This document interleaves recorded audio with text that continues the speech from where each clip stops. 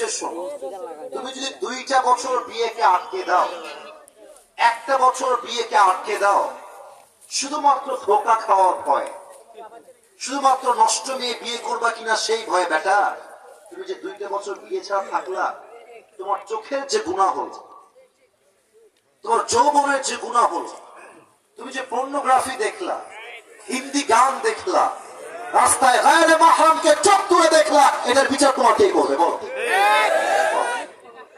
এটার তো বিচার বড্ড ভয়ঙ্কর হবে। অতএব কথা একটা, ধোঁকা দিলে দিক, ডাজন্ট ম্যাটার। আমি মরদ মানুষটার ধোঁকাকে ভয় পাই না জীবন ভাই। আচ্ছা ধোঁকা খাবা সমস্যা নাই, পুরুষ মানুষ তো বিয়ে একটা নয় 4টা করা যায়। একজন ধোঁকা দিবে, ওইটা বাদ আরেকটা আমি বিয়ে করব। যতদিন বেঁচে আছি ভালো মেয়ে না পাওয়া পর্যন্ত আমি স্থির হব না, ঠিক না? অনেকের মাইন্ডে লাগবে কথা শুনতে, বাট কথা এটাই বাস্তব। মনে রাখবেন, ধোঁকা একজন সৌভাগ্য মানুষই খায়, ধোঁকা একজন যার কপাল ভালো সে খায়। কারণ ধোঁকা হচ্ছে আল্লাহর পক্ষ থেকে বিশাল বড় নিয়ামত, এই জন্য কারণ ধোঁকার দ্বারাই আমরা বুঝতে পারি একমাত্র আল্লাহ ছাড়া আমাকে ভালো আর কেউ বাঁচতে পারে না।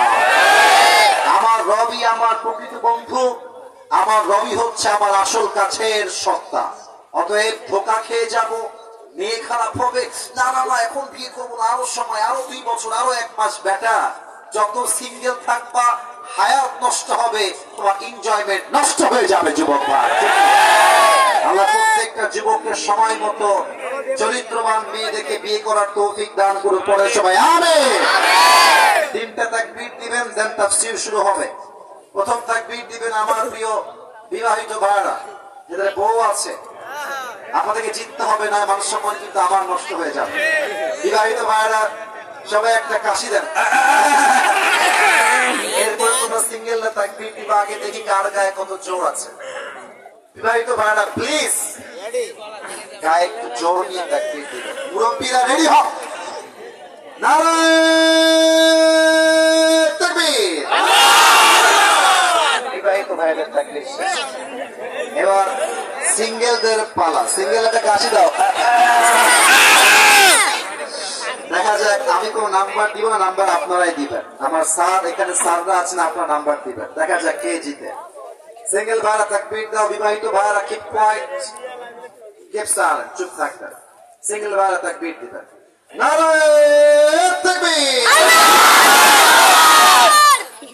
বিবাহিত ভাইরা হেরে গেল, হলো না, জিততে গিয়েও জিতলো না। আচ্ছা এবার সবাই মিলে একটা তাকবীর দিবেন, লাস্ট এন্ড ফাইনাল তাকবীর। এমন জোরে তাকবীর দিবেন যে তাকবীরের ঠেলায় আমি স্টেজ ভেঙে নিচে পড়ে যাব। দেখা যাক সবাই কাশলে কোনো ভাগাভাগি নেই। লিল্লাহি তাকবীর, আল কোরআনের আলো, আল হাদিসের আলো, কোরআন হাদিস যেখানে,